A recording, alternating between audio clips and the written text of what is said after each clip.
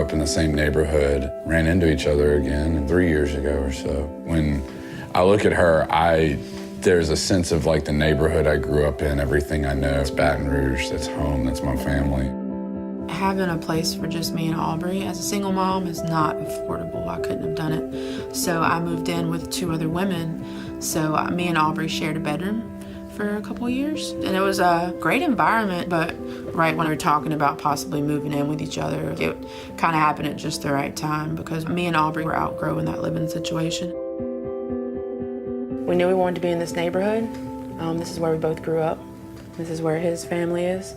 My mom just turned 74, like that's the thing. I'm kind of the on-call guy, you know. My parents need me to mow the lawn if mom falls, things like that. So it's very imperative that we be close.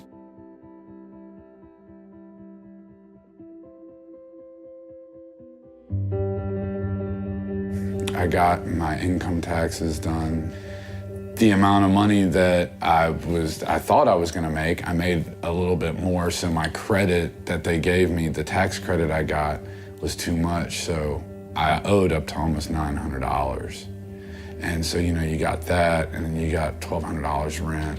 I ended up we were 10 days behind on our rent when I finally paid it, and so that was $50 the first day and then $25 each day. It was an extra $300. So for $1,200 rent, I paid $1,500. We've been on time every other time, but you know, all it takes to start becoming late, you know, consistently is to be late the first time, and now you're behind and you're playing catch up. My daughter has before and after school, so I'm paying $300 a month. Easy to cover those costs with gas and the traffic to get to and from. It's a lot, you know. Costs can get really high really quick. Living paycheck to paycheck, you know, your bills due, but you get paid in like 4 or 5 days, so you have to wait until you get paid again. So we usually always have food to eat, and we have, you know, her in school and gas to take her places, you know, but other than that, then it's like we don't have anything left over to just save money. I was in Arkansas, yeah, and my Jeep literally stopped. When you are living paycheck to paycheck and you have X amount of dollars to live on, this is your monthly budget, you know, you throw in an unforeseen $700, $800 expenditure, whether it's to the IRS, whether it's car problems, whether it's, what if it's a doctor bill?